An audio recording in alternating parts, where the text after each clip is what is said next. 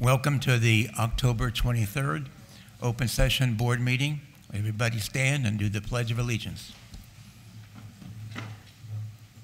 I pledge allegiance to the flag of the United States of America, and to the republic for which it stands, one nation, under God, indivisible, with liberty and justice for all. Thank you.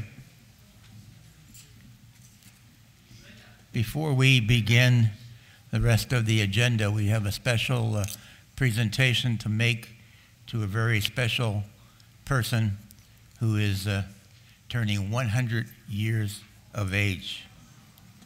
So we would like to come down here, and if we can bring him up to the front, we will. The entire board will make a presentation to Mr. Joe Formino.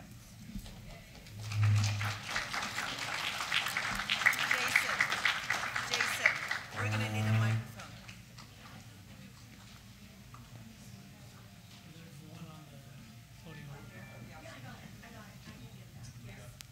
We can use this one? Yeah. That way we can do it. Yes. Yeah, take it off so we can Be better to take it off. in case he wants to say something. I don't know if he can make it all the way up. But you can say whatever. Yes. Joe is coming forward. For those who don't know, he's been a really active leader of our community for many, many years. He was on the board. He was the president of the board. He was a district delegate. He was the chair of the district delegate, and has quite involved in many, many aspects of our community. He's on different committees, chairs of committees. And I think that all of his involvement and commitment and dedication to our community is one of the reasons that Joe is or will be on the second 100 years of age. So let's give him a great, great round of applause.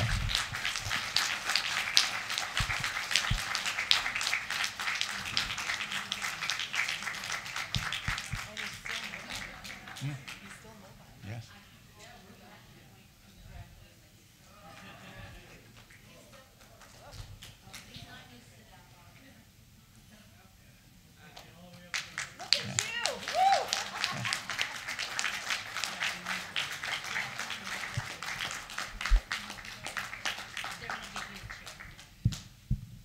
The board and the entire community would like to thank Joe for all of his dedication and commitment to, we would like to make a dedication to Joe for all of his commitment and dedication to, to our community. I'll read this to you. Joe, you make the difference. We hereby express our sincere appreciation to Joe Formino in recognition of your personal commitment, dedication, and performance at Sun Lakes Country Club. Thank you so much, Joe. We also have a little gift certificate here for $100 used in our new lounge and restaurant, and hope to see you soon there. Would you like to make any comments? Yeah, I would. Imagine that. As usual. Never at a loss for words, right? All I wanted to say was thank you very much for my participation here. Has been a labor of love, believe me. I think the world of Sun Lakes Country Club, and I'm just happy to have been a part of it. It is our home, and I lost my wife a short time ago, and I'll be 100 next week, I guess. And so as far as I'm concerned, it's a number, but that's the way it goes. Thank you. I want to thank you, all of you, for attending the board meeting. I think it's marvelous. I'm here by accident. Thank you, Bob.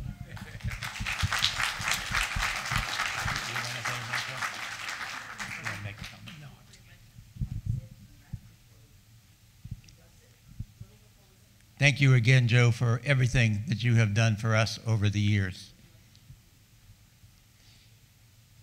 Every community needs a Joe Formino. Thank you.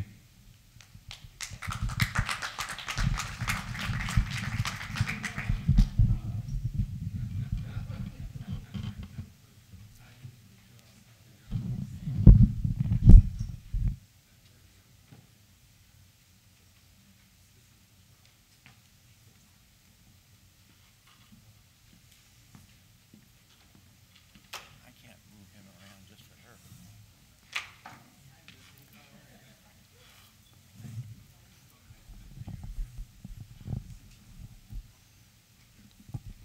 Next, we will have the Executive General Manager's report.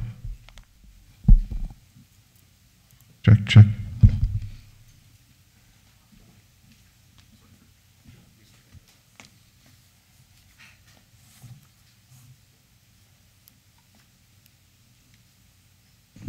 Looks like everyone got surprised because I was surprised by this, getting Joe. And Joe, congratulations. $100 for the new lounge. So Joe's buying the first round? No, I'm just kidding. Okay, we're going to begin my PowerPoint presentation. Have a couple tonight. This one's just the GM update, and then I'll do a budget one during the budget item. So welcome. Good afternoon. Thank you for coming to the meeting. So first off, we're going to start with the lounge. Whoops, I have the clicker. There we go. Okay. There we go. Okay.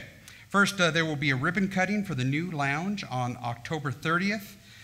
Come out at 3:30 and celebrate the lounge reopening. We've got a ribbon, scissors, fun to be had, and then we'll also be having the next day a Halloween costume contest at the lounge. Come dressed up, enjoy the festivities there. Looking forward to that lounge being opened. Next, on the age verification, we've reached the 80%. Thank you, members, who completed those forms. We appreciate it. We know it's a burden, but it is a requirement, and thank you for taking the time and turning those in. And then lastly, on the County of Riverside South Clubhouse pool issue, we're expecting to reopen the second week of November. And so we will keep the main pool and the north pool open during this time to accommodate residents who want to swim. And we look forward to reopening the South Clubhouse pool the second week of November. Next. Wow, this clicker's not working, Jay. The clicker, okay. So now I just want to give a quick update on financials. They are online. We'll also be coming with a GM management report on this. A couple of areas I just want to cover quickly on the HOA operations. Right now, we had expected to have more revenue, lower expenses.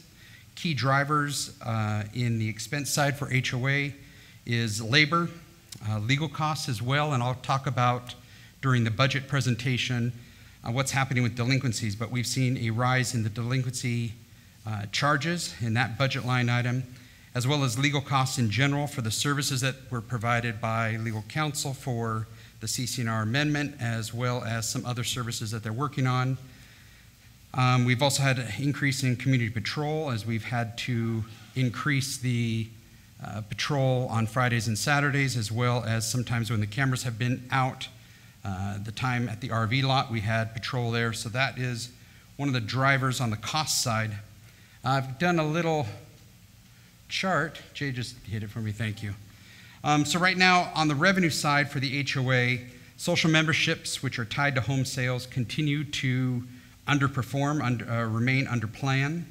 And what that is every time a house is sold, there's $950 social membership fee that is paid, and we've had less homes sell in 2024 than in 2023. And then again, the special events revenue, that is a recreation-driven item, has underperformed because a lot of those events that were planned did not occur. And so this is going, if you saw the August charts, This is just a continuation. We're still under budget, and we will probably be that way through the end of the year on both of these line items. Jay, if you can hit the next one, please. So then I wanted to talk about utilities. Make sure that you see utilities. Perfect. So one area that's affecting golf, golf course is also having issue with pest control, squirrels, fertilizer needs, as well as chemicals on the course that have been higher than budget. But one of the other things, and this chart kind of demonstrates, is the warmer weather has impacted water usage. So the red line on both of those, the box to your left, which is common area water, that's the non-golf course, that's the medians, that's areas around the buildings, and then to the right chart is golf course water. And you see, oh, thank you, editor. The red line is 2023, what happened. You can kind of see the trend there.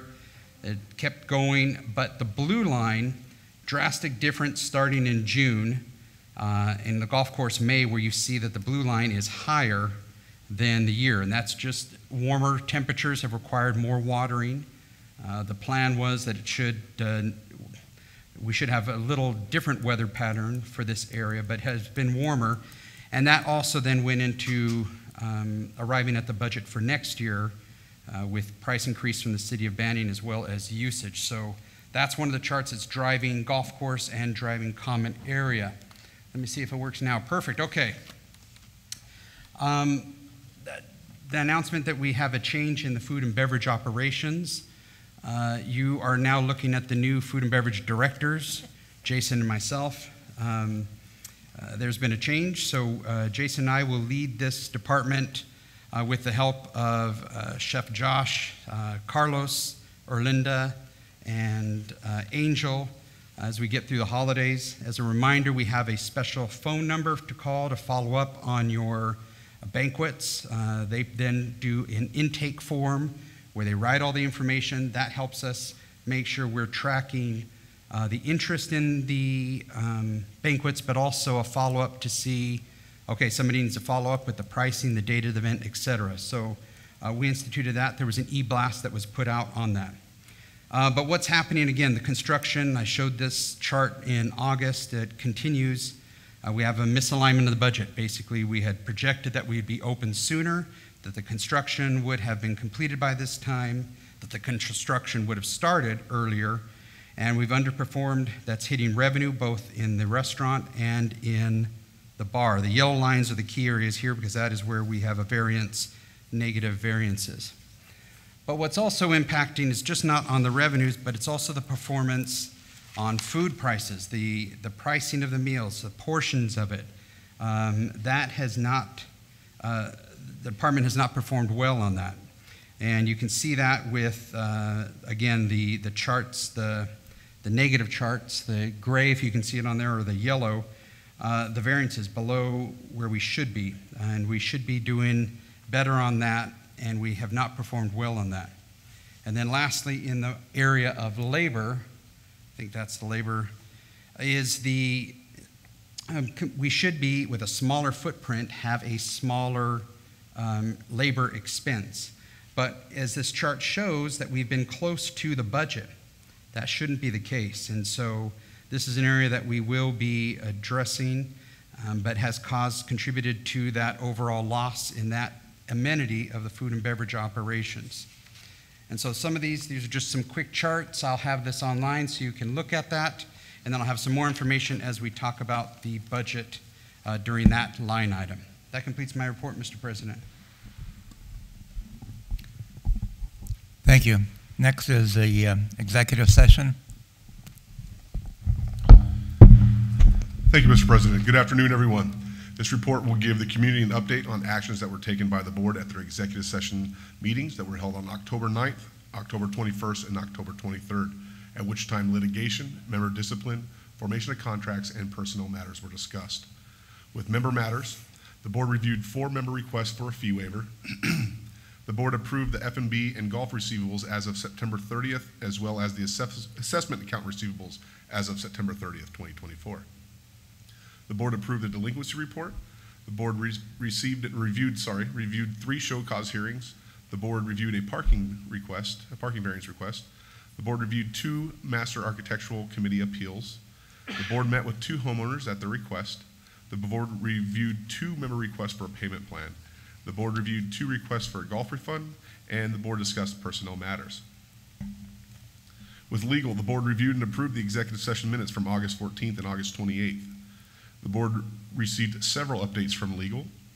The board approved to continue with the foreclosure on 4 properties, and those are APN 440-220-022, APN 440-111-021, APN 419-410-030, and APN 419-293-001. The board approved to send the following accounts to the collections attorney to foreclose on the lien and record the notice of default on the following: APN 440-113-003, APN 440-160-014, APN 419-400-068, APN 440-180-002, APN 440-164-006, APN 440-113-003, APN 440-160-014, and APN 440-040-036. With the formation of contracts, the board received several updates from the management company. The board met with Carla Chung and received updates on the investments. The board discussed the 2025 budget. But the board met and discussed third-party contracts with management company, community patrol, and gate maintenance. The board discussed the progress on the F&B RFP. The board received and filed the project activity report.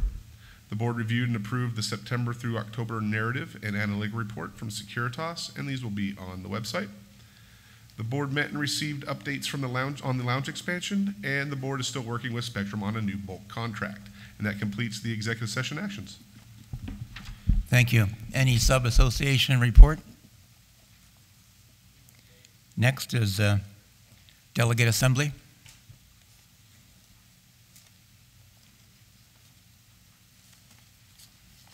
Afternoon, my name is Cal Martin, and I am here to tell you about what we're doing at the Delegate Assembly. But before we go any further, I'd like to say myself, congratulations, Joe Firmino, and you are correct. 100 is just a number, but it's a really, really good number. The Delegate Assembly, hello everyone. The Delegate Assembly has been busy. We adopted both a document for standing rules and the Code of Conduct and Ethics at the last meeting. So we are beginning to replace the documents that are in the current Delegate Assembly handbook for each of the delegates. And we're trying to update those and bring them into some level that we can actually pass on to whoever might follow us. In the workshop sessions, we're turning attention to a list of 42 suggestions for improvement that came from the delegates during the first 3 workshops. And during the workshop, we will sit down and discuss the merits of the proposal from an individual and decide it's something we want to pursue, or it's something we want to prefer, or it's something we really just have decided is not worth pursuing, and then pass on that. And I can tell you from our last meeting, where we digested 1 of 42 topics, we'll probably be on this for a while. And that's it. Thank you very much. Thank you. Next is the Pass Action Report.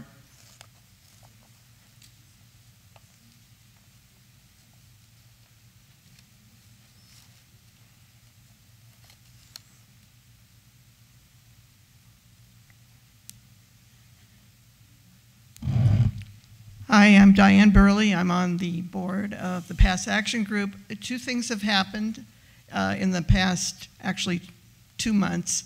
First of all, as everybody is probably aware, the City Council on September 10th voted to deny approval of the Banning Point project. And on October 8th, the developer, as is their legal right, made a motion for reconsideration, and the City Council elected to deny by no vote a hearing on reconsideration. Basically, they took no action, which is what they're supposed to do, and reconsideration did not occur. So the project is final.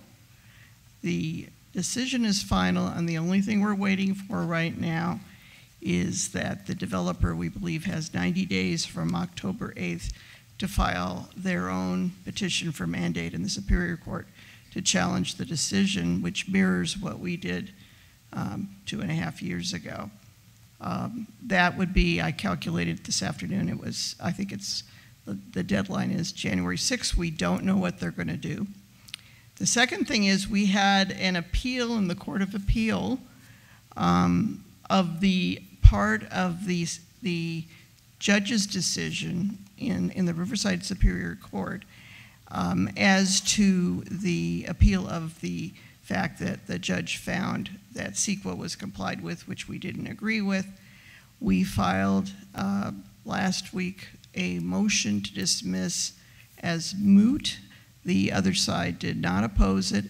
That means that the lawsuit is over. However, by dismissing it as moot, our research tells us that if for any reason we needed to, if they needed to challenge, if we needed to revive it, we could. Hopefully that won't become an issue. And I believe that's it. Thank you very much. That's great news. Next, City of Banning, Sherry.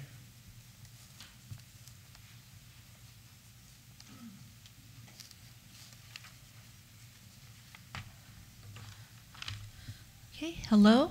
I'm Sherry Flynn, your City Council person, and we had a meeting last night. It was a lot of information I want to give you. The electric rate, increase in the electric rate, I've spoken before about how there was mismanagement of funds in the electric funds the last 5 years. There was a forensic audit. What came down was our, basically we're down 10 million, but we have to get it to at least 20 million. We need a $10 million buffer and 10 million to erase. So our rating, S&P rating dropped from A- to BB- or even below. And so for the bonds not to be called, we are going to have to show that we are moving forward with, and what we're doing is rate increases. Starting November 1st, it's going to be 13.9%. And then November 1st of 2025, 13.9%. And the other board members or council members voted for a $6 million bond. I did not vote for that, and I will not vote for any bonds. But last night it was approved to at least go forward with those 2 rate increases to try to get the utility company back on footing. Also, the animal shelter, ARE, eviction process has been begun. They are saying they have property rights and are going to remain. So I think it's going to go to court, unfortunately. So eviction could take 6 months, a year. So meanwhile, there's 70 to 80 dogs there, and the city manager refuses to work with the county to move forward in getting a county contract. Also last night, we had an interesting item. There was an appeal on a permit for a tobacco vape shop where the GNC is in Sun Lakes Village. And they had this, a gentleman had applied online for a business license, which he received. However, looking at the zoning, it is not zoned for a tobacco vape shop there. And so the city rejected it, and then they appealed it because they believed that there were 2 tobacco shops in the past there. I don't recall any tobacco shops, but if they were there unpermitted. And so we rejected their appeal, and so the tobacco vape shop will not be going into the GNC at this time. Sunset Crossroads Planning Commission meeting is going to be next Monday, October 29th at 5:30 p.m. This is a very important meeting to attend. It'll be the first time in about 2 to 3 years that the public will get to see what Sunset Crossroads is. It's 10 warehouses, 5.5 million square feet. It's going to go between Highland Home and Sunset. on both sides of the extension of Sun Lakes Boulevard if that is put through. So I strongly encourage you to attend that. I have placed on the agenda about 5 months ago asking the developer to come and give a presentation to the City Council and to the public, and they will not do it, and the city will not ask them, and my fellow council members were crickets on it. So, I mean, it's probably the biggest project in Banning that's ever been. It's going to affect so many people, and other cities, like talking to council members in Beaumont when they were doing their warehouses, they'll have 3 to 4 public information meetings. So the public really understands what's happening there, and they won't even have one. So the first time the Planning Commission sees it will be the first time, and the first time City Council sees it will be the first time we've seen it. Also Saturday, November 2nd, 10 a.m. City Hall, there's a CREA meeting workshop, which is really important. It's a Community Revitalization and Investment Authority. It's to build, have a taxing authority in certain boundaries, mostly on the east end of the city. Any new development would be taxed heavily for infrastructure and housing and things throughout. Also, there was a $7 million grant accepted for homeless, and I think that's it, because my time is done. So thank you very much. Thank you very much. Next is the Bingo Advisory.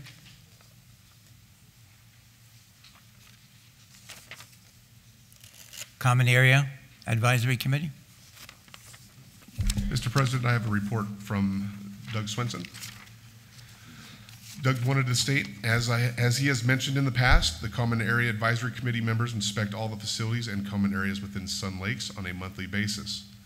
We then write up a report reflecting the discrepancies we find. These are then passed on to the Operations Director for action. I would like to thank Mark Schleiden, his staff, and Artistic Maintenance for reacting to these reports and resolving them as quickly as time and staff allows. And that completes his report. Thank you. EPAP.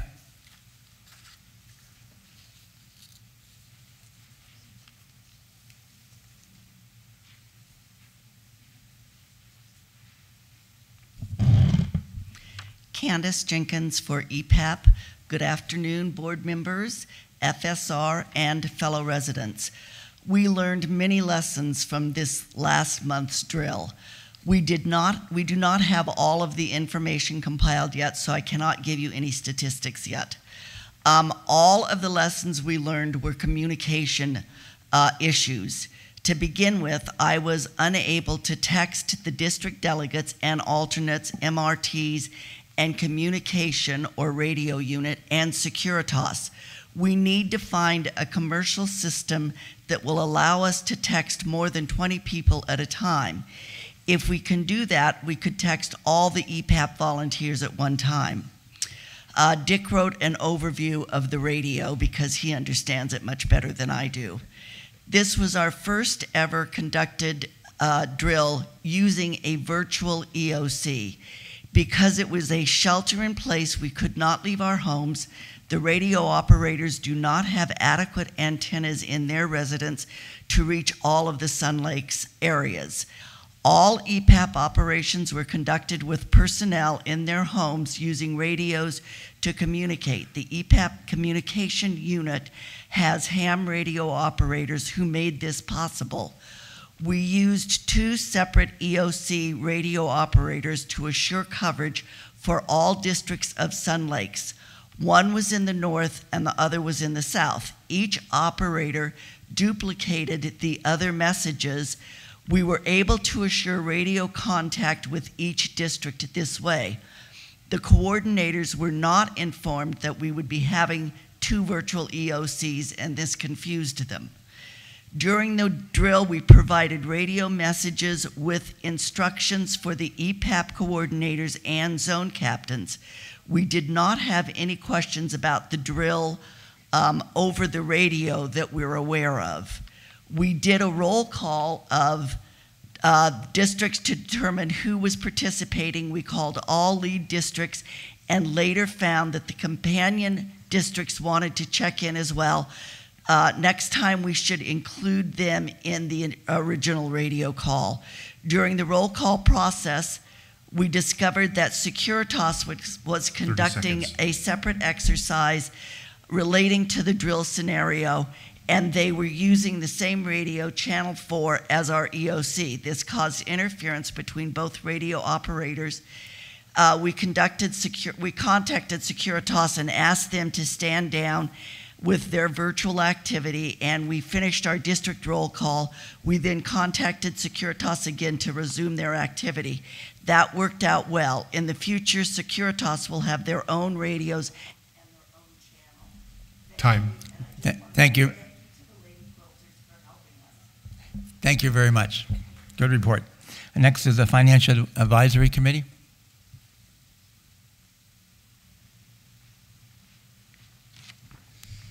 Good afternoon, residents, board members, management team. My name is Mary Jo McElwain, and I'm the chairman of the Finance Advisory Committee. For the last 2 months, the Finance Committee has been concentrating on the 2025 budget. For reference, our operations budget for 2024 was set at $12.5 million. And for the 2025 budget, the figure looks like $13.6 million. So the increase is $1.1 million for operations. But we also still had to consider money for our reserve account, which is another $2.3 million. So this is a lot of millions. So we're reviewing a budget. Well, we reviewed a budget which totals real close to $16 million, and we provided a line-by-line analysis. This analysis was made to assist the board in making their decision on the new homeowner fee for 2025. That is one of the first responsibilities of the Finance Advisory Committee. Now that the budget process has been completed, we will return our focus on the monthly and year-to-date financials for Sun Lakes. Some of our objectives for the coming months will be the investment earnings, the account differences in revenue and expenses, reserve expenditures and project totals, and we will provide a year-end summary for labor, department revenue, and expenses.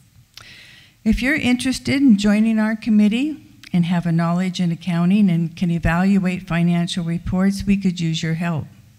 If you need more information, please call me. My number is in Lifestyles magazine. Our next meeting is November 20th at 2 p.m. in the multipurpose room, and all residents are welcome to join us. Thank you. Thank you. We want to thank the Finance Advisory Committee for their recommendations in helping us develop and come to a conclusion here with a fair budget. Golf Advisory. Good afternoon. I'm Mike Callahan, Chairman of the Golf Advisory Committee. In July of this year, the GAC recommended completing renovation of the fairway sand traps on the back 9 of the championship course. Approval of this work will complete the project that was first recommended in 2021. When making this initial recommendation, the GAC followed the established reserve schedule for maintenance of HOA assets. The sand trap renovation completed so far has provided an upgraded look to the golf course, a reduction in the required maintenance, and improved safety to golfers by providing entry and exit points that benefit our senior community. This project started in 2022 after the board approved renovation of the greenside bunkers and deferred work on the fairway sand traps until the following year. In 2023, fairway bunker renovation was approved for holes 1 through 9, with the back 9 deferred until 2024. This past year, focus was on the lounge expansion and getting the special assessment approved to replenish the repair and replacement fund. The GAC recognized the importance of these board priorities and supported their decision, even with contractor costs significantly increasing each year of deferral. Sand trap renovation is more involved than most residents and golfers realize. It starts with an architectural plan to provide an upgraded contemporary look, improved bunker egress points, and new drainage infrastructure. When this work first started in 2022, the Sun Lakes Country Club was one of the first golf courses in Southern California to use a state-of-the-art liner system. The liner consists of recycled rubber pellets mixed with a binding agent and spread along the bottom of the trap like asphalt. This liner creates a barrier between the clay soil and sand that greatly improves drainage and maintains the integrity of the sand. Guided by our mission statement, the GAC strives to maintain the value of these golf course assets for the benefit of all homeowners. While the visible changes following sculpting of the sand trap areas are appreciated, the real added benefit is in the maintenance savings following renovation. 30 seconds. The reduced man hours dealing with drainage issues, weed abatement, and soil compaction provide more time for golf maintenance to devote to the fine detail work like trimming, pruning, and edging. Now, as the end of the budget process nears, the GAC would like to encourage the board to follow through on their commitment and improve completion of the last 25% of this project. Library Advisory Committee.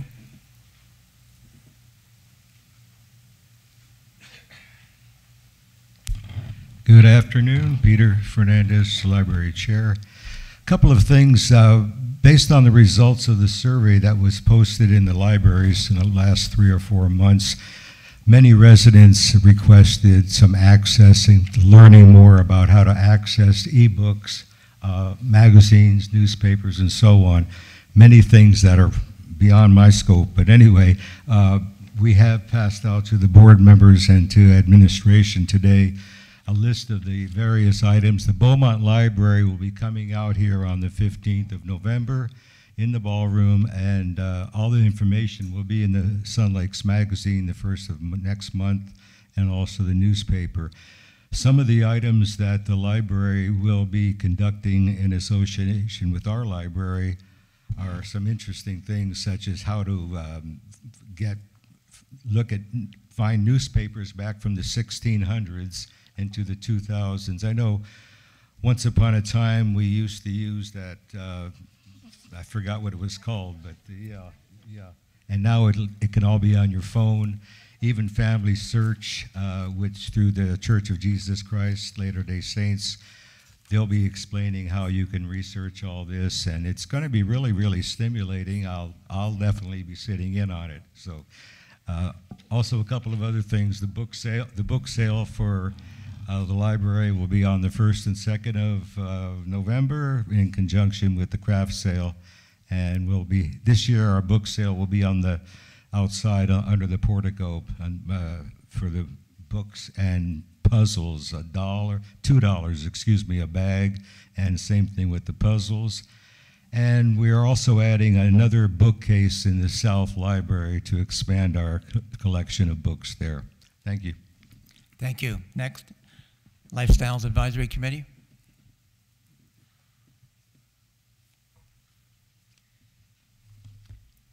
Good afternoon. Before I begin, I would like to invite the community on behalf of the Formino family to a wonderful luncheon to be served here in the ballroom on Wednesday, November 6th from 11 to 2 to celebrate Joe's 100th birthday and a celebration of life for Mrs. Joe. Everyone is invited. My name is Linda Vieira on behalf of Lifestyles Magazine. Wasn't this a cool cover for October? Did you see those animals? Lifestyles Magazine is the resource most residents use to find out what's going on in our community. At 80+ pages, it includes pictures from residents, plus articles from the Master Board, Delegate Assembly, First Service, the restaurant, the Golf Pro, and all the advisory committees. Clubs and groups send articles and photos about their activities to sunlakesnews@yahoo.com by the 6th of each month. The advisory committee meets on the 7th of each month, unless otherwise specified, to review and edit the articles that are submitted for each month's issue of the magazine. We meet with Master Board Liaison Beverly Simmons, Assistant General Manager Jason Ewalls, and Recreation Manager Linda Vang to keep updated about events coming up in our community. And we are working on the calendar, believe me. We also publish want ads and for sale items from residents at no cost and hide a monthly joke for residents to find. Responses to our Get the Joke contest are put in a hat and a winner is randomly drawn, earning a restaurant gift card as a prize. Our publisher, Courtney Taylor, stands behind all paid ads in the magazine from vendors, and if a resident has a negative experience with one of them, she will leave no stone unturned in order to satisfy the resident. Photographs taken by residents of areas within Sun Lakes are used on the magazine cover. We also post pictures of residents on their vacations or of their beloved pets. 30 seconds. If you're good at proofreading and are interested in joining us, please fill out a volunteer application form that you can get in the lobby, and we'll put you on our waiting list. Thank you. Thank you, Linda. Next is Marketing Advisory Committee. Good afternoon, Board, FSR residents. My name is Michelle Walter, and I'm the Marketing Advisory Committee Chair. We had our meeting yesterday. We discussed new ways to help the Restaurant and Lounge Committee market Monday Night Football. We're having a little problem there. Hopefully, once we get back the back wall and memorabilia up, it will be more appealing to our residents. We had our welcome home on October 17th at 5 o'clock. We had great participation from the groups and clubs. The new residents were very impressed with the dinner and the creme brulee dessert. We are still having issues with residents not showing up that have committed to coming to the dinner, and we must still pay for them. We were supposed to have 51, but we had 12 no-shows. Our committee will be working on having something a little different, such as an open house with appetizers and drinks, something along that line. Jerry Blodgett is working on a new survey for the Sandwich Restaurant and Lounge. That will be coming out probably in the next few days. We are so looking forward to the grand opening of our beautiful new lounge, and we are hopeful our residents will enjoy this beautiful venue. The following are the stats on the home sales for Sun Lakes from October 1st through the 22nd. Active or coming soon, 57. 3 condos, prices from $359 to $375. 54 homes, prices from $335 to $589. In escrow, 22. No condos. 22 homes, prices from $249 to $550. Closed escrows were only 4. No condos. Home prices from $350 to $470. We have entered a slow season for selling homes. You'll notice that the coming soon and active on MLS has gone way up, and the ones closing have gone way down. Usually trends this way until after the first of the new year. Out of 18 new homeowner survey cards show that 8 came for golf, 15 said a restaurant on site was important, 10 were still working. Comments were, golf course well kept, Sun Lakes is a lovely community, everything is good here, love the gyms, beautiful, and everyone is friendly. Thank you. Thank you. Master Architectural Committee. Procurement Advisory Committee. I think they may be on vacation. Recreation Advisory Committee. Do we have a report?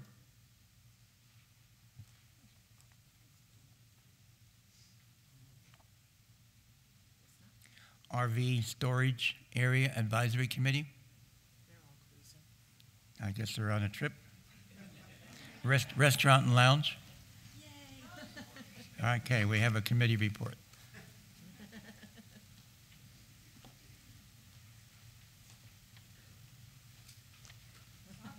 I'm usually up here, but nobody's coming. So, good afternoon, everyone.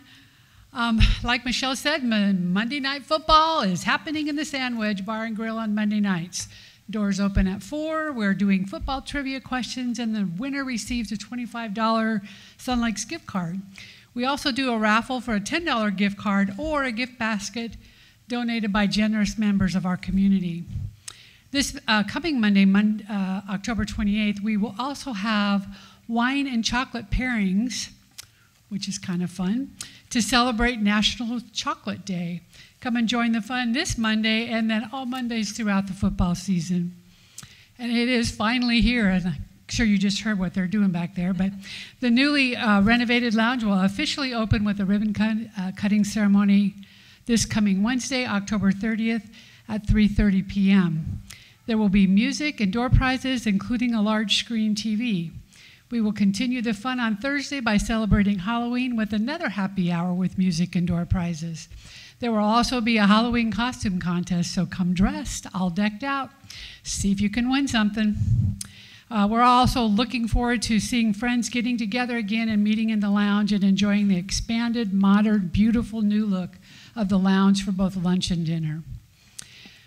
Please make sure you check out the November lifestyles for the hours of the lounge, restaurant, sandwich, and grill, because they've changed a little bit. That going forward, that's what they will be. And then the October brunch has been canceled, but we look forward to seeing you for the traditional Thanksgiving brunch on November 28th from 11:30 to 2:30 p.m. You can also pick up your Thanksgiving meal to go on Wednesday, the 27th. All you need to do for that is to heat it up for your holiday feast. Please call the restaurant for reservations and for placing your order to go. November specials include National French Toast Day on Saturday, November 30th. Berry Explosion, Bananas Foster, and Apple Cinnamon French Toast will be served all day. Special cocktails during November. Now these sound really good. Falling for You cocktail with caramel and vodka. Autumn White Russian, and a caramel apple mule, and a Thanksgiving margarita. So come and enjoy those specials, and then hope to see you all next week for the grand reopening of the lounge. Thank you. Thank you. Safety Advisory Committee. Good afternoon, Board, Management, and residents. My name is Michael Voles. I'm Chairman of the Safety Advisory Committee. And please listen to what I have to say. This is very important. Yes, we live in a gated community. Yes, we have an on-premises security company. No, we cannot take safety and security for granted. Every community here and everywhere is vulnerable to security breaches, regardless of how tight security is. In early October, Sun Lakes District 1 experienced a break-in at a resident's home, resulting in the theft of high-value items. The suspect was seen by neighbors attempting to access multiple homes in the area, and it appears the suspect gained access through the golf course along Sun Lakes Boulevard, where visibility of the perimeter fence and the wall is limited. Banning Police Department was notified and arrived 20 minutes after the call was made. Given the limitations in police response time, it's highly advised for residents to implement and install security measures to thwart any possible break-ins. This includes installing locks on sliding doors and windows and ensuring all entry points are secured when leaving your home. Related to this, Sun Lakes has seen a noticeable rise in the presence of homeless, that is, unhoused individuals in the surrounding areas, including near the Albertson Shopping Center, also known as Sun Lakes Village. This trend has become more apparent over the past several months, with increased activity near intersections and in areas that lack camera coverage. Securitas has been very proactive in inhibiting these individuals from encroaching to the Sun Lakes property. They have done this without the need for Banning Police Department's intervention or assistance. Securitas remains vigilant as the frequency of these occurrences has increased, and they continue to monitor the situation closely. Safety, of course, is a concern to everyone here. Obviously, we can't assume we are immune to break-ins and thefts. Be vigilant, lock up, and if you see something, say something. Keep your dogs leashed, keep your garage door shut, and drive defensively and obey the traffic signs. Thank you. Thank you. Next is the consent agenda. We'll have First Service read that.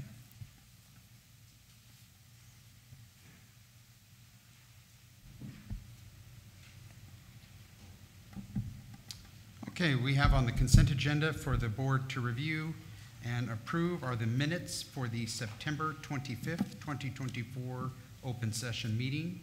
And we also have the October lien resolution for the following accounts. The following accounts are 0130-01, 0691-03, 1323-02, 1340-01, 2025-01, 2572-02, 2753-01. Those are the accounts listed on the resolution to record a lien, and those are the items on the consent agenda this evening. Thank you. Any board member wish to pull any item from the consent agenda? If not, I need a motion to approve. I move to approve the consent agenda. I'll second that. All in favor? Aye. Aye. Before we go on to the board reports, I would just like to mention your master board is still intact. You may see only 3 members today. The other 2 were on scheduled vacations, and they both indicated they'll be back at the next open session. So we do have a quorum, so we can go ahead and proceed. Next is going to be the financial report for September, and we're going to have Sandra present that for us in lieu of our treasurer who's on vacation.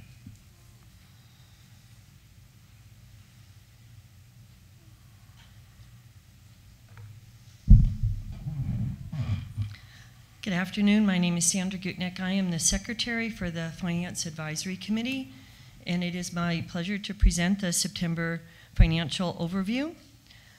So I will start with the September income statement that might look like a page full of numbers.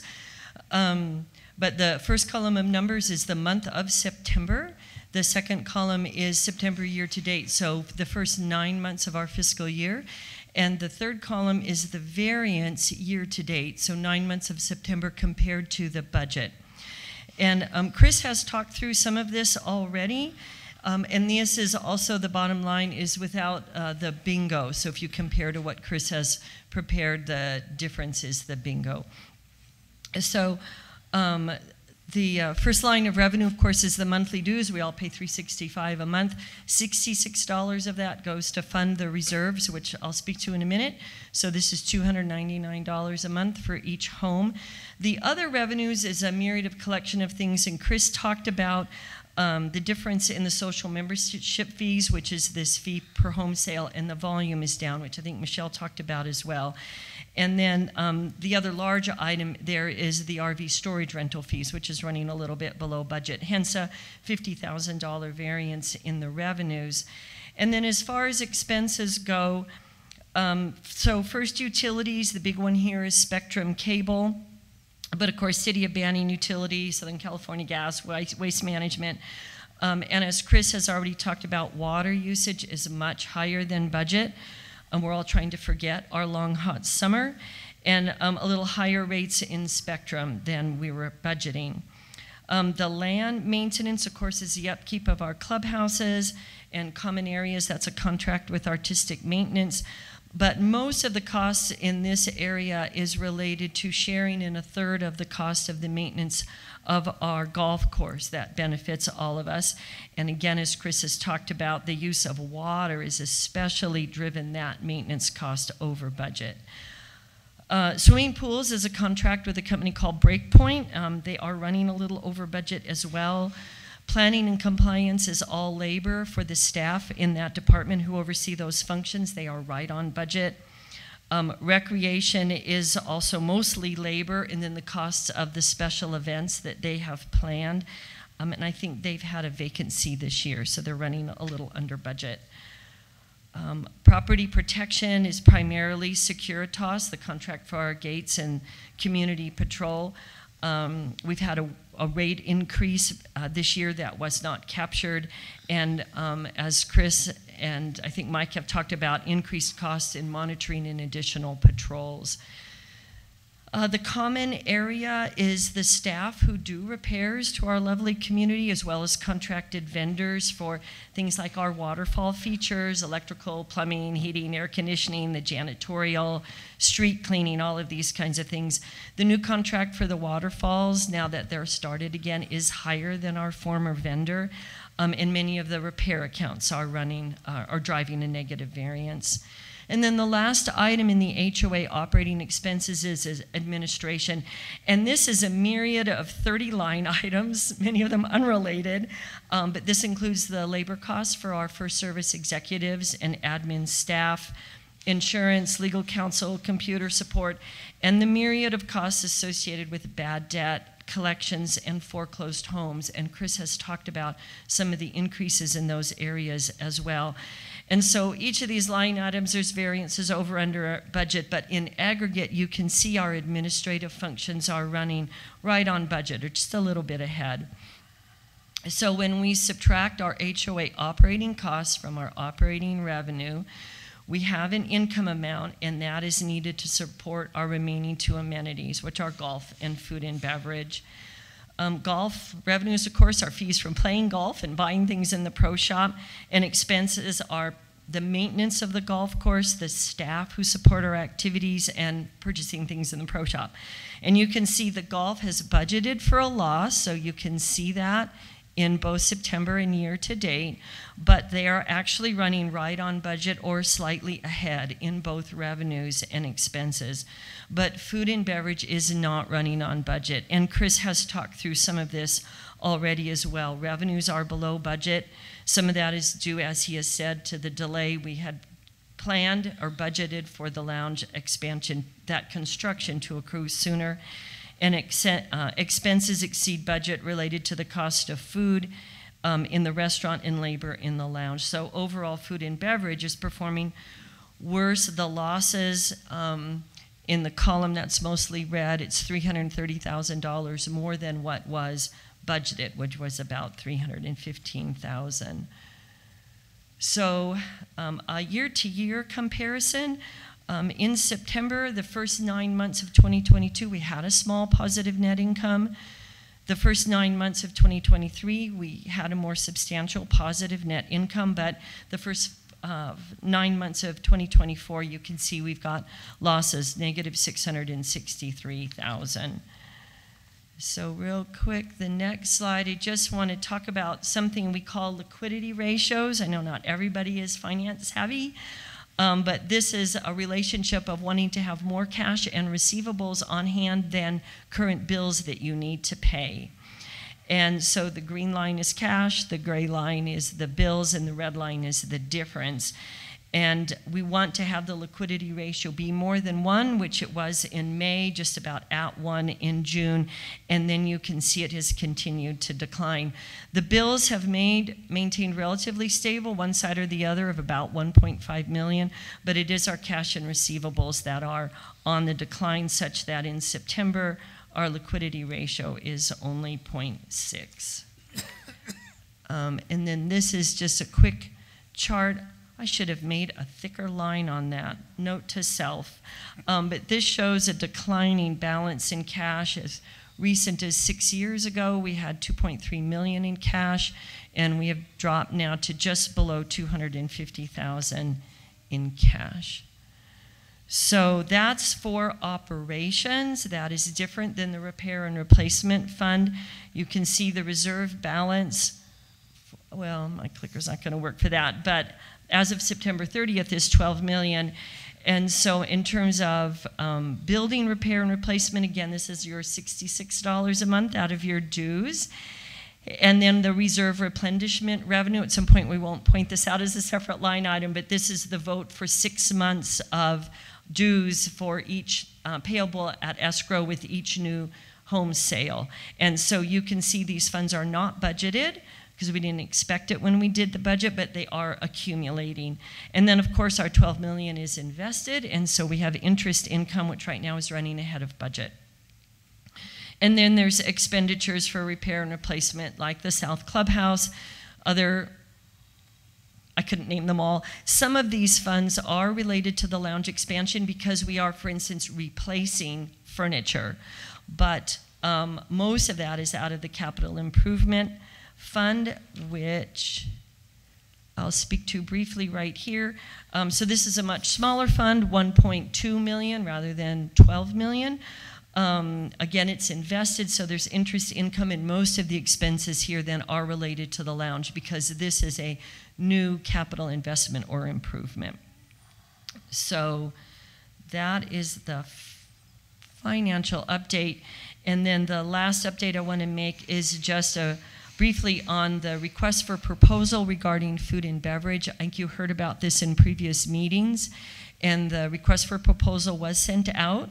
We had 3 companies that expressed an interest. We are actively engaged with 2 of them and expecting those 2 bids to come in next week, Thursday on Halloween, October 31st, and then the board will begin their review and due diligence process with those bids. All right, thank you very much. If you have further questions, and I hope you do, I want to ask you to submit those in writing to Gary Burkle, our treasurer, or even to Mary Jo McElwain, our chairman of our Finance Advisory Committee. Thank you very much. Have a good afternoon. Thank you for your report. I need a motion to review and file the September financial. I'll so move. I'll second. All in favor? Aye. Aye. Passes 3-0. Next is a committee member approval. Management received a recommendation from the chairperson of the RV Storage Area Advisory Committee to appoint the following members to the committee: Rich Cowan and Bob Shive. I need a recommendation in reference to that. I move to approve the appointment of Rick Cowan and Bob Shive. The 2 members who they are replacing are Randy Miller and Keith Niemeyer. I'll second that. Any comments from the board or from membership? All in favor? Aye. Aye. Passes 3-0. Next is a recommendation from the Recreation Advisory Committee. Management received an email from the chairperson of the Rec Committee regarding a dress code issue that came up at a recent event held in the veranda. They recommend an amendment to the dress code and the rules and regulations. This would extend implementing the dress code from the clubhouse out to the veranda for recreational events held in those areas. If approved, the verbiage would be added to the rules and regulations, and it would be posted for review by the membership for a period of 28 days. It would come back for the board for final approval. Need a motion in reference to that?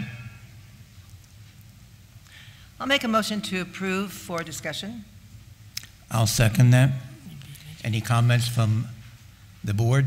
I think what started this, the veranda never really has had a dress code per se, and many people will come onto the veranda from the pool in their swimming attire.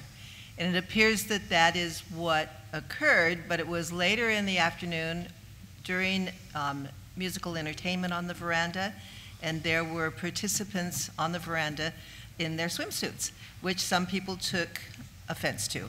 So that's why this came up. It might be something that Restaurant and Lounge should also be involved in to look at this, but that's kind of the background behind this, which is why it was presented to us.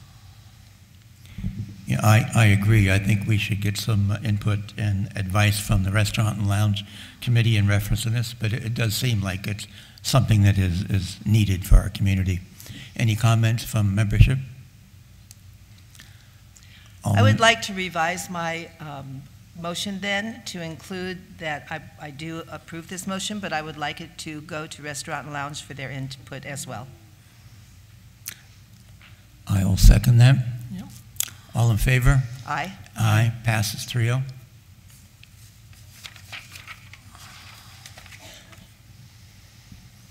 Next, approval of the 2025 election calendar. The inspectors of elections have prepared a 2025 election calendar for the board to review and approve.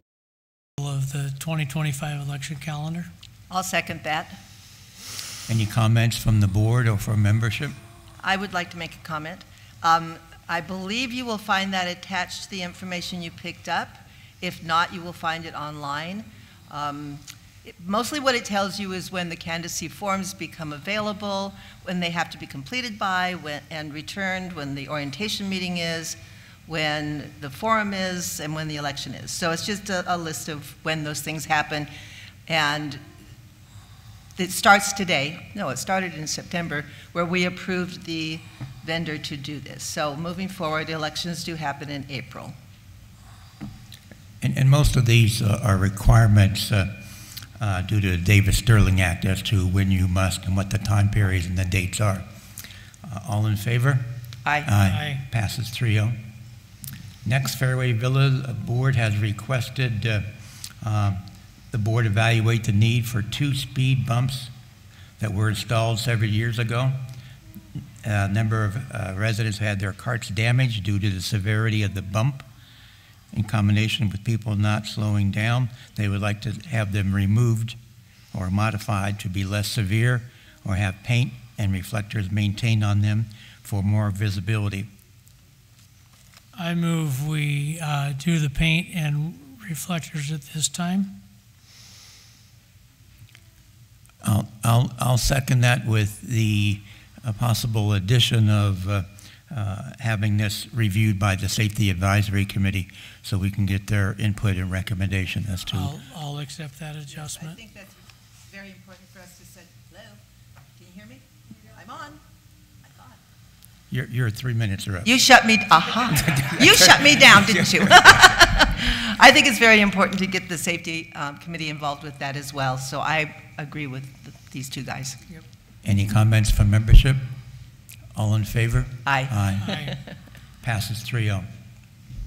Next is the Board of Management have developed a 2025, this is the big one here, a pro forma operating budget. Attached is the draft budget for the board approval.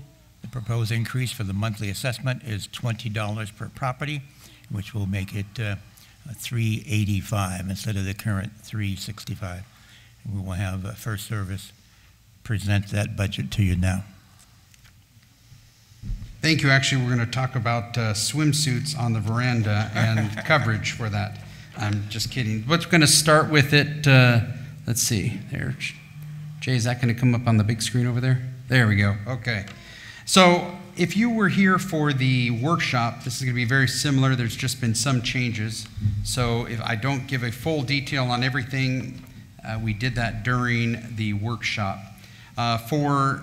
This is the department breakdown. It goes by department in breakdown what year over year and the percentage change and what changed. So as we've talked about food and beverage, the revenue projections were reduced to achievable levels. That was one thing that the board did stress, that in the past, those revenue targets have been out of reach, and we tailored that down. Labor costs and cost of goods was increased for this budget. The board right now looking ahead is looking at the food and beverage business plan. They're also looking at the RFP, and the approval of which one they're going to go with will be forthcoming. But as of now, for this budget cycle, the subsidy for this amenity is $696,000. It's a $283,000 change year over year, $283,531, a 68.63% change. Within the golf course, we're looking at a subsidy of $1.5 million, roughly a little over that, versus the $1.46 last year. It's changed about $56,000, roughly 3.85%. What changed in this is golf revenues plan to increase with increased play that we've seen. There will be increase in the golf rates. That is later in the agenda. Again, guest play has really helped with this. Labor costs have expected a small increase year over year. Overall utilities, again with the increase in the rates for water, electricity, have been, and the increased usage of water, we've increased those line items within this budget. Weather continues to be an impact, and this will be something going forward, that this may be the new normal, where we stay warmer longer. And staff will monitor prices of input. Birch is working on this with chemical fertilizer. The board is also, just a quick note, is looking at an alternative. There is a chemical that can be used, safe for people, that can be used to reduce, actually it reduces the amount of water needed. The board is investigating that, and we'll have some more information coming up on that. When I move to, I'm on maintenance, right? Okay, perfect. Maintenance operations, 1.182 is the projected subsidy for this. 1.53 last year was the subsidy. Dollar change of $128,000, roughly 12.21% year over year. What is changing? Increases in planned repair expenditures. You've seen that. You heard that in the FAC report. One thing that also the Procurement Advisory Committee is looking at is it time to speed up with the full replacement of AC units rather than band-aiding them? That's an example that the Procurement Advisory Committee is looking at. Labor increased, and we're looking at staffing levels remaining the same, but the cost of that labor is increasing. And again, looking ahead, we'll be working with the Procurement Advisory Committee on some of these items as we evaluate, is it time to start replacing these items instead of continuing to put Band-Aids. Also, the development of an RFP for janitorial service. We are working on that. Hopefully we'll get that done by late 2024. Moving on to property protection, community patrol. Planned subsidy is $1.28 million versus $1.14 last year. $148,000 roughly change year over year, 12.99%. So what has changed? It's basically labor. They are labor driven. Projected increase in community patrol. There is a ballot measure. If you've already looked at your ballot or already voted, there's a ballot measure for minimum wage, and that can have an impact, and we're projecting that that probably will pass in California, and that will be impact on several vendors. So we are projecting that increase in this project, as well as some labor costs for services on Friday and Saturday night to just maintain safety for the patrons that are here at the lounge. But the rest of the service level will remain the same, projected in 2024. Long term, this is another thing that we would look at with the procurement, the technology advisory or initiative. I think that's what TAI. And what that is there ways that we can incorporate technology to assist, to offset labor costs that are increasing? That's something that long term is going to be looked at. You're seeing many companies move toward that. Even McDonald's with their robots and robot fry makers, et cetera. But the cost of labor is going up and will continue to, on that projection in the future, to increase. Is there ways we can use technology to offset that? So that will be a project going forward. Next, we have landscape, common area.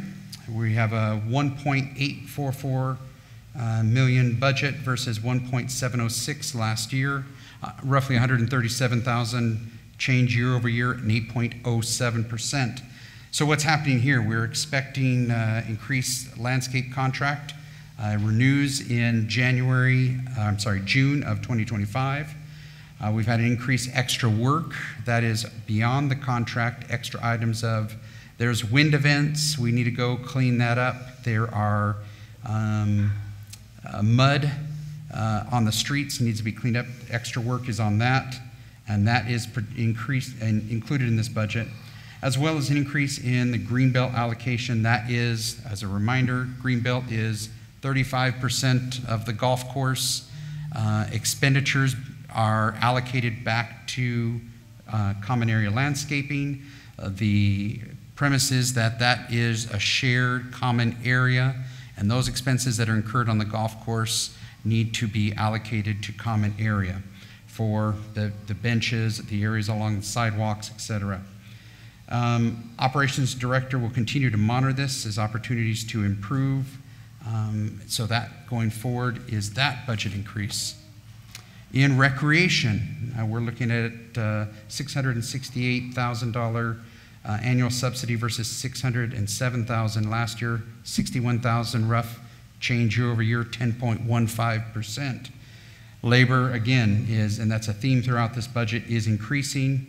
The board did approve an additional staff member in 2024 to assist, as we've had a lot of tear-down setups of tables, events happening, and that additional staff is reflected here in the Recreation Department. Pool monitors will continue. We'll be using staff for that. The recreation activity budget decreased, and I want to thank Jason and Linda for that, as looking at what is achievable. And this is just a quick side note. This room, a lot of members use it, from ping pong to musical events, practices, and it's the members' facility, and the members would like to use it. They are the priority, and secondary is concerts. And so wherever we can fit in a concert here or there, or a comedy event, that's what we're going to look to do. But the members have kind of, in the increase in member utilization of the facility has really limited recreation's ability to hold events. And so we are decreasing that budget accordingly. And in 2026, we'll look to see if there's opportunity for more slots for events for the whole community that can be in this room, that doesn't hinder a club or other group using this room. Okay, next, planning and compliance. Labor's the biggest driver here. Year over year, there's no additional staff, just the cost of labor is increasing. It was $312,000 roughly in 2025, projected in 2025, $295,000 last year's subsidy, a change of $17,000, about 5.83% change year over year. We get on to administration. The subsidy is expected to be $2.86 million versus $2.59 last year, a change of $267,951, a 10.32% change year over year. So what happened? Collection costs are increasing. We've seen more delinquent accounts in 2024, and we're taking a conservative approach that unfortunately it may continue into 2025. Insurance costs are expected to increase in 2025. Labor costs increased. Actually, this has changed. I apologize. That was eliminated. There was an additional staff member that was going to be added. That was eliminated. The board eliminated that position, so we will not be increasing that. I apologize for the slide being incorrect. Increase in printing supplies is expected in 2025.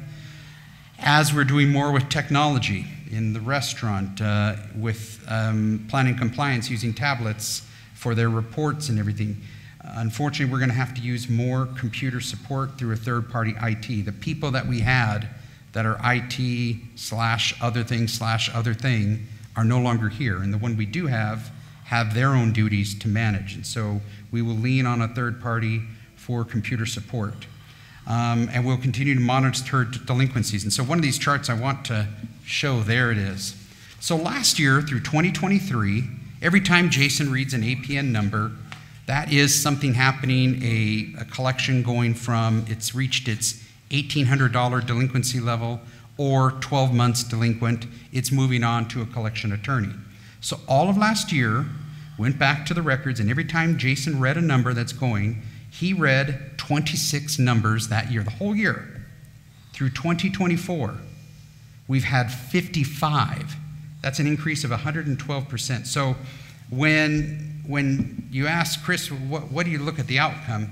We're just looking at some of the numbers, not only in the economy that's happening outside Sun Lakes, but what is happening with our residents inside. And we're seeing more foreclosure actions, notice of default. And again, we're 112% increase year over year, and we're just in October. So that's one of the things that are driving the budget higher in collection costs, bad debt. Okay, moving on to bulk cable.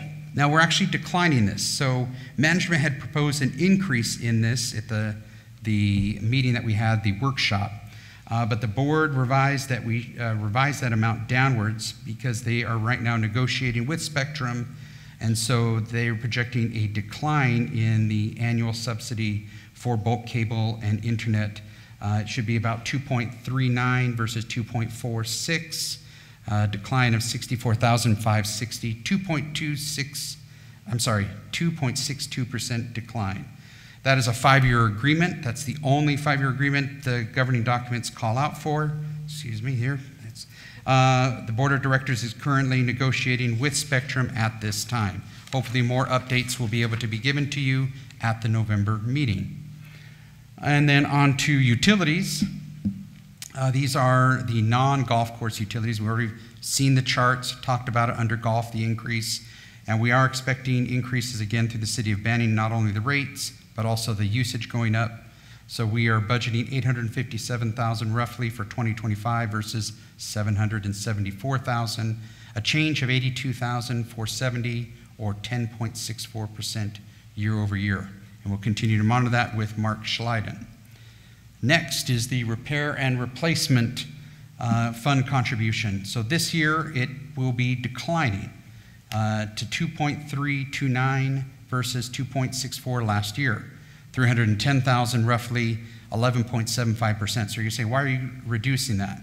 Well, the community did approve the repair and replacement assessment fee, and that is in effect. And we are planning $415,800 from home sales that will occur in 2025. So that amount has helped reduce the amount of assessment contribution needed. And again, the board will be looking at the repair and replacement plan at the next agenda item. So, as Bob has already read, the planned annual subsidy or the assessment will be $385 compared. So the total 2025 planned operating expenses and reserve contributions is $19,097,000. Well, you see it, roughly $19 million. A year-over-year increase of 5.48%. And I like to do this chart every year to kind of look at where we've been, where we're going on the bottom right. In the 15 budget periods from 2011 to 2025, there are 7 instances that the assessment was raised less than 3% or did not increase. You might say, why is that important? Because actions that may not have been taken in the past or actions that were taken that did not increase it sufficiently have ramifications for the future, and we are experiencing that. So with that, we have, Mr. President and Board, on your agenda is to approve the budget that is in your packet, the assessment amount to be $385 per month, and that you would approve on that motion the distribution of the 2025 pro forma operating and repair and replacement reserve contribution budget to the membership. Thank you. I need a motion in reference to those 2 items, adopting the 2025 pro forma operating budget with a monthly assessment of $385 and approving the distribution of the 2025 pro forma operating repair and replacement reserve contribution. Well said. I will make that motion. I'll second that. Any comments from the board? I just want to make one comment, and it's a thank you to FAC for the help that they gave, because they took this apart in detail and gave us back a lot of really good detailed information, which happened to be right on the same line that the board was looking at as well. So I just want to thank them for their time and their effort. Any comment from membership? I also want to thank all the committees and all the members that have submitted suggestions, to us. And especially the finance and the PAC committees, as well as other district delegates submitted suggestions, and other people did too. And we took that into consideration in developing and reviewing this fourth draft, which a lot of work was done by First Service too. So I need a vote on that. All in favor? Do we have a second? Oh, yes, I did want to mention that the 2 members that are not here have indicated they're in favor of this budget. All in favor? Aye. Aye. Passes 5-0. Next is accepting the reserve study report. The board has reserved a draft copy of the reserve study. Action to accept the 2025 reserve study. I need a motion in reference to that. Also move. I'll second. I just want to make a quick note, board, if I could, and it's on the agenda, but it's always good to remind to read to the people that are watching on TV. The purpose of the reserve study is to serve as a budget planning tool, which incorporates associations' repair replacement fund balance, budgeted contributions, a list of significant repair and replacement projects, and a recommended funding plan. The component list contains cost estimates and appropriate schedules for the association's predictable reserve expenses. These figures are strictly estimates unless otherwise noted. So one person might say, and I think we've said it before, these are guidelines. It is a budget planning tool.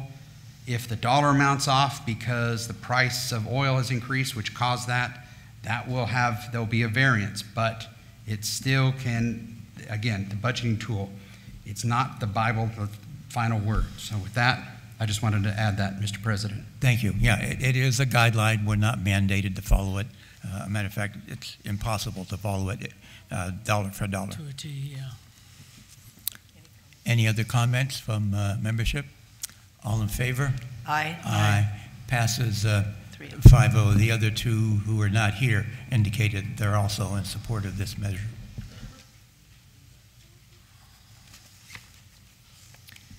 Next is the approval of the golf rates. I think Randy's going to take care of that one. Yeah, I'm just going to make a quick presentation. It is available as an attachment at the website. There are about 20 rates, so I'm only going to go over the primary ones. Oh, you do have it up. Okay, he's going to bring it up.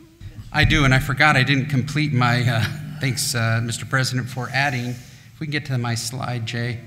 It's slide, right. While he's doing that, I would like to entertain a motion to accept the 2025 golf rates. Well, we can do this while we're discussing. Hang on. Whoops, okay, so this is, Mr. President, this is where you said Gary had sent an email to the board and management that he approved.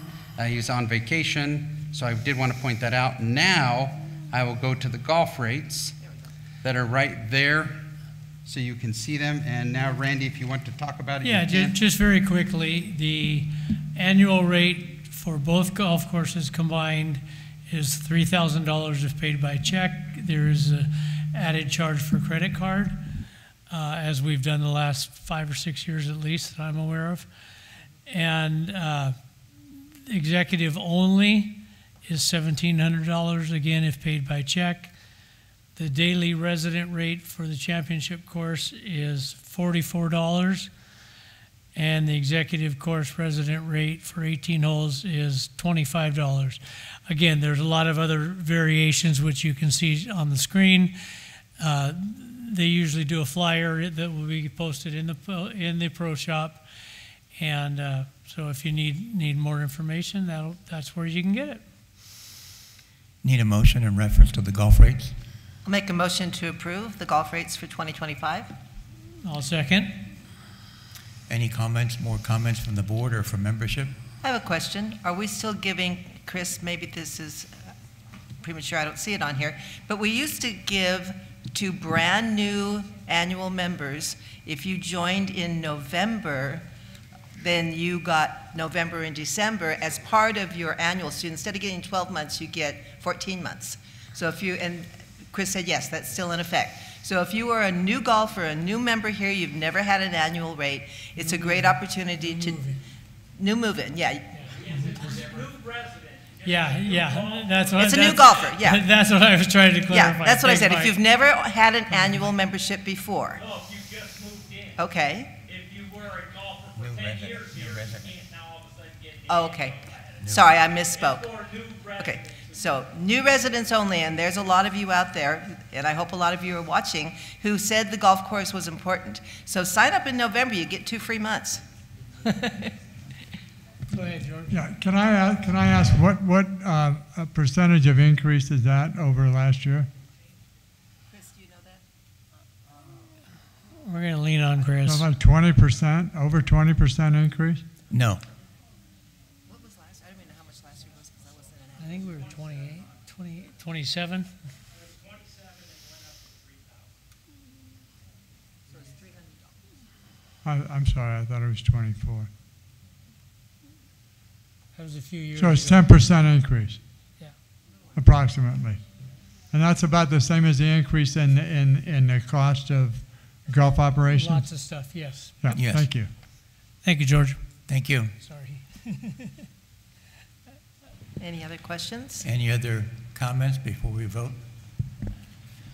All in favor? Aye. Aye. Passes 3-0. So it is about 11, So it was 2,700 last year for the annual. It's 3,000 this year projected. It's 11.1% increase. For the executive, it was 1,560 going up to 1,700, a 9.9% increase.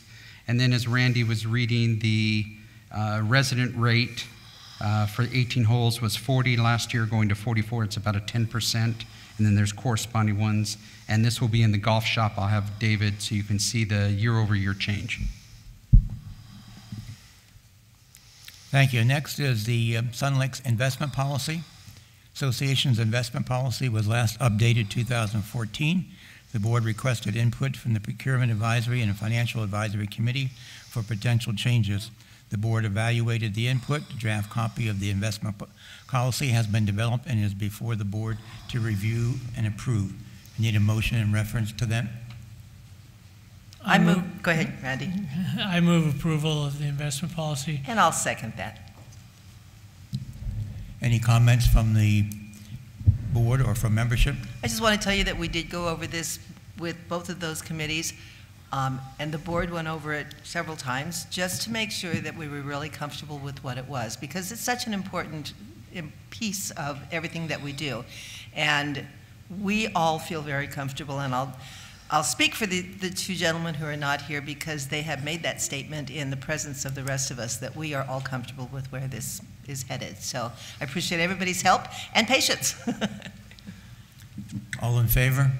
Aye. Aye. Passes 3-0. Next is homeowner comments. Remember to keep the comments within the 3-minute time period.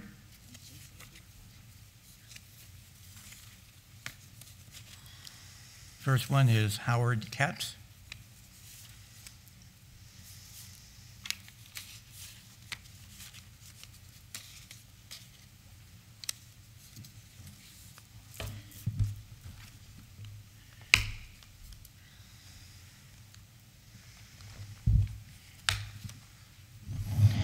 Good afternoon, Master Board, FSR representatives, and SLCC members. I'll cover 4 topics today. First, the liquidity ratio. Some SLCC expenditures exceeded their budgets. This has had a severe negative impact on our operating funds. SLCC is a business with a $15 million annual revenue stream. Our liquidity ratio is considerably less than the number recommended by HOA experts and our own general manager. That number is 1.5, or 1.5 times the amount in our operating fund than the total of our monthly accounts payable. The last 5 months' liquidity ratios have been between 0.49 and 0.66. In other words, our recent liquidity ratios have been 1/3 the recommended. It only reached the recommended monthly 1.5 in 2 of the last 33 months. This needs expedited remedial action, a substantial increase to the operating funds. Second, bulk cable contract. There are several different types of cable and TV Wi-Fi offerings. The most popular are flat rate and multiple choice. In flat rate, each home is charged the same amount and receives the same set of services: cable, TV, Wi-Fi, cable boxes. This is what we now have. There's also multiple choice. A base set of services is provided with multiple optional extras, and we're charged for the extras, and we can select the extras. Most people may not pay the exact same amount.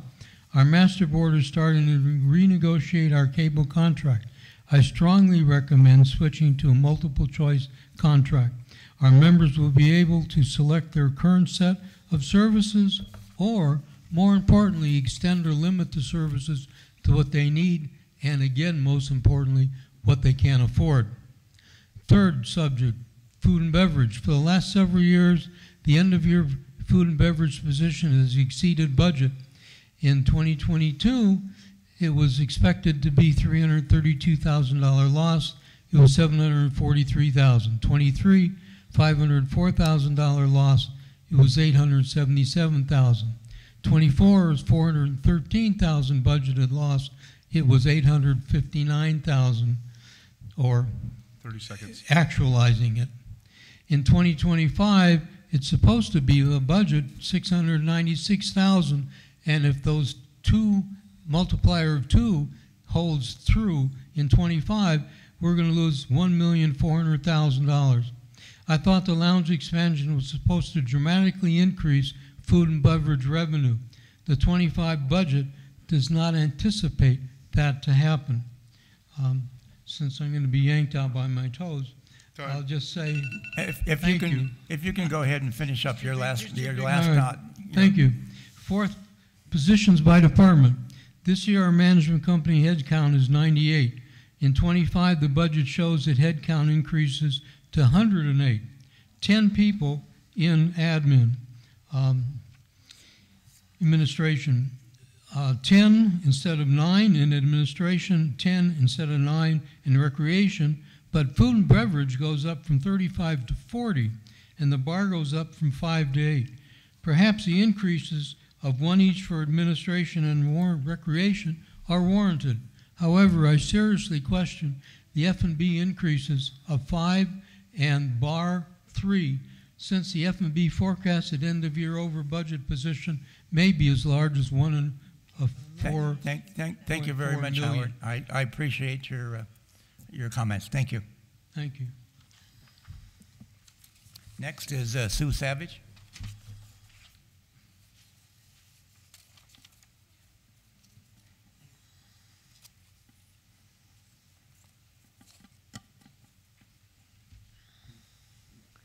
Good afternoon. My name is Sue Savage. Who is going to hold FSR and the board accountable? FSR showed they spent about $358,000 on the South Clubhouse, including removing the old non-skid tile around the pool.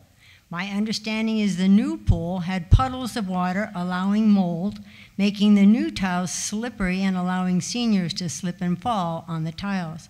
I am told someone did slip and fall, and they called the Board of Health. Our pool was immediately shut down after us spending about the $358,000 on it. The Board of Health is holding FSR and the board accountable for retiling the pool. Who will get stuck with the bill? In the beginning of the year, FSR was asked about the properties the HOA owns in our community. People questioned ownership because the county assessor shows at least 10 properties are owned by our HOA. Recently, FSR stated the HOA does own 10 properties, but suggests, as I understood it, these are second mortgages. All mortgages are money lent by banks, including second mortgages. Does this explain our HOA's most recent balance sheet showing a $500,000 loss? According to FSR's September online balance sheet, our HOA's current year loss is $585,042. Are we a bank with second mortgage money, or are we an HOA? Who could answer such a question? The IRS could answer that question, and is who I will ask. Thank you. Thank you very much. Next, Gary Lau.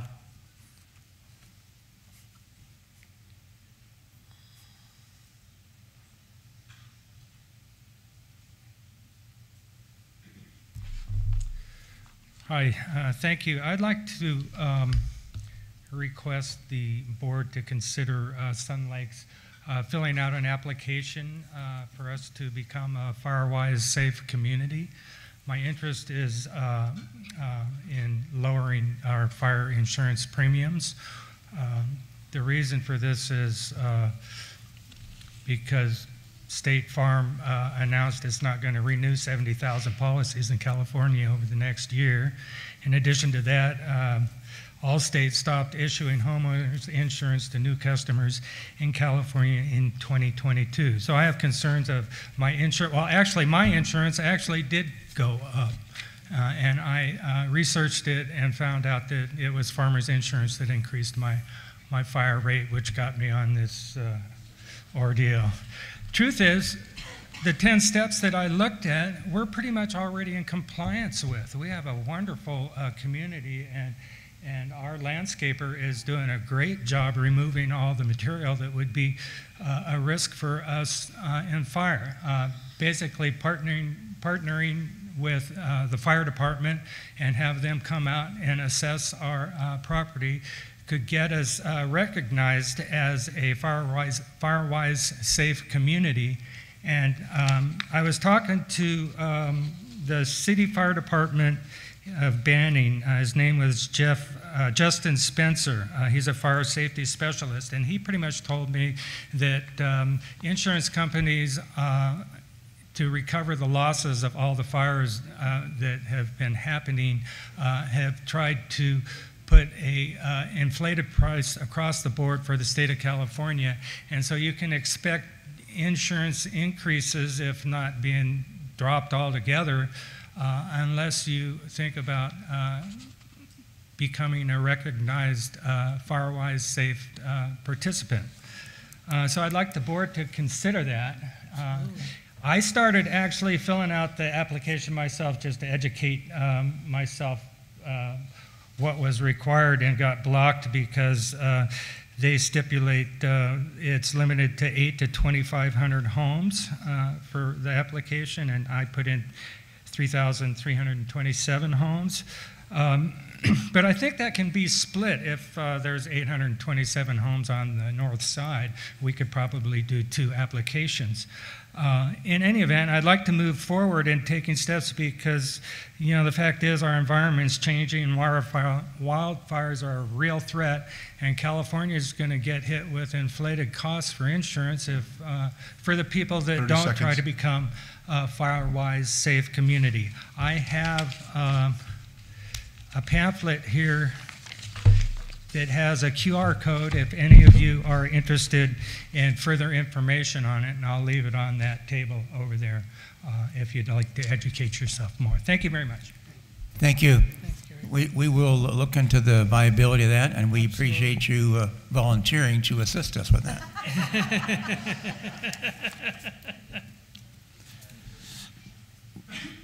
Chris Villarreal.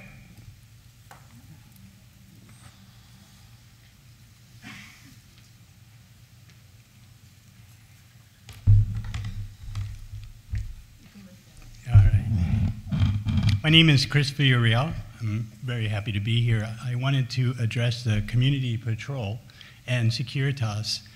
I learned that we only have one vehicle that is patrolling both the north and the south per shift, and that just seems very limited. I think that we should address adding another vehicle. I know that when we were moving in here 5 years ago, we had at least 2. And if you notice, the patrols are getting a little scarce, and so I am just trying to encourage the board to maybe look at bringing back another vehicle and emphasize to you that safety and security should be a priority to you, not other projects.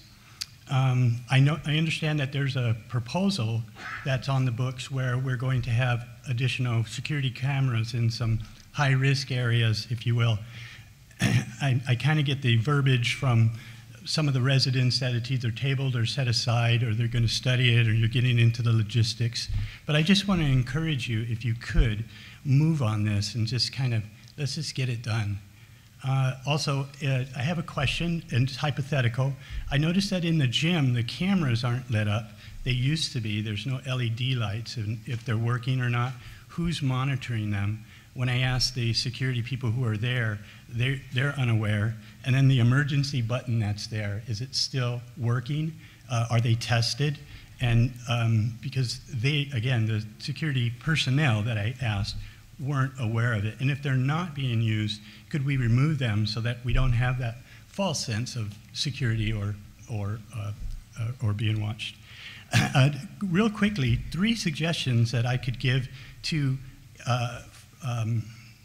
for security at no cost or just minimal cost is if we could encourage Mr. Romero to have regular staff meetings with his crew to ensure that information is being passed on from us to them as a whole and not piecemealed. And then we could also just open up those lines of communications when there's a mistake or when there's even a kudos and an attaboy.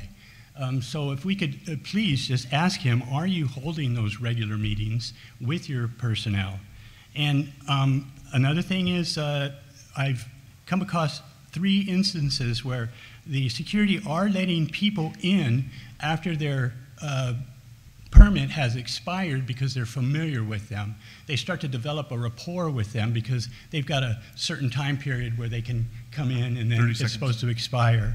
The third thing is appearance. Can we encourage Mr. Romero to make sure that they look sharp?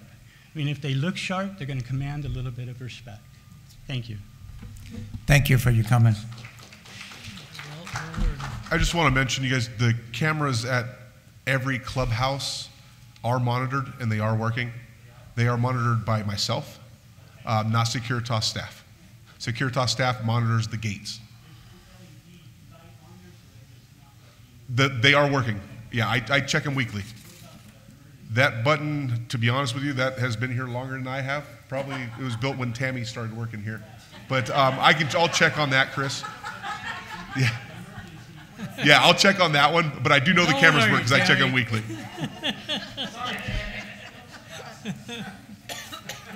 We will be talking about Jason's discipline for that comment about Tammy. Next is Michelle Walter. Good afternoon again. Michelle Walter with Community Awareness.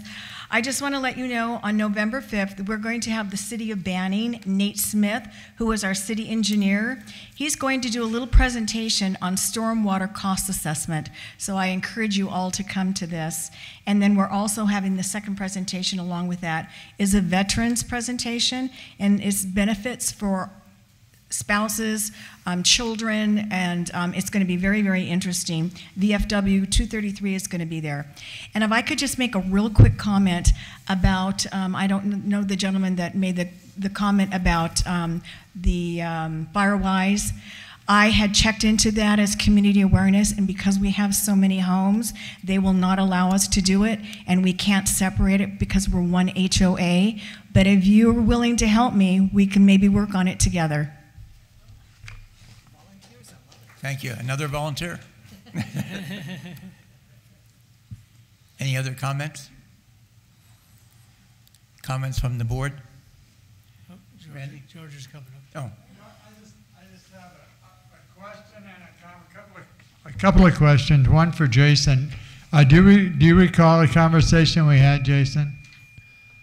Do you recall a conversation? I've had a lot of conversations with you, George. About the kiln?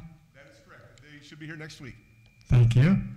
And I have a concern. When we seem to have a really good staff watching on the weekends when we have music and whatever. They're really getting a handle on having outside liquor coming in. But I noticed that when we have bingo, we don't have any enforcement at all with people bringing in outside food and beverages. And I think that's a violation of law, number one.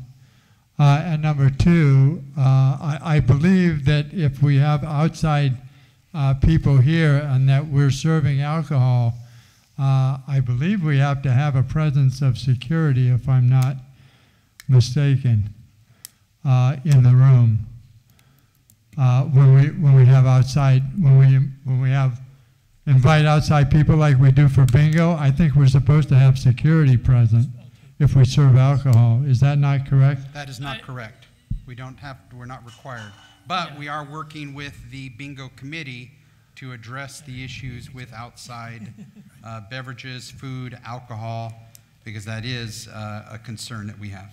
Yeah, it should be, because they bring in all this food and then we try to serve food and nobody, you know, we prepare all this food, and nobody eats it, nobody pays for it, and we have a loss.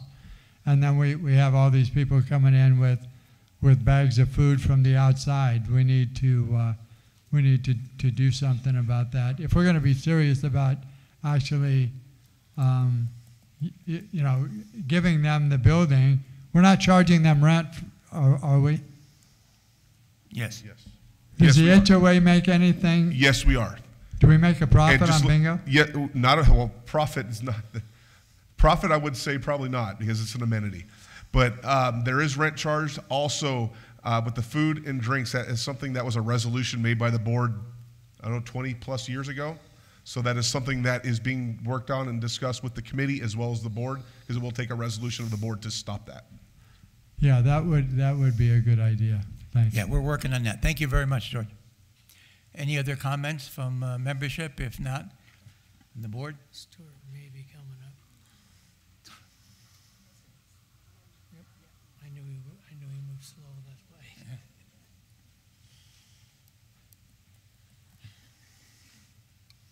Hi, I'm Stuart McKenzie on Spanish Trail Cove. Lift it up, lift the mic up. Oh, okay. There you go. There you go. There you go. Hello, I'm Stuart McKenzie from Spanish Trail Cove. Hello to the committee, the FSR, and the Sun Lakes people.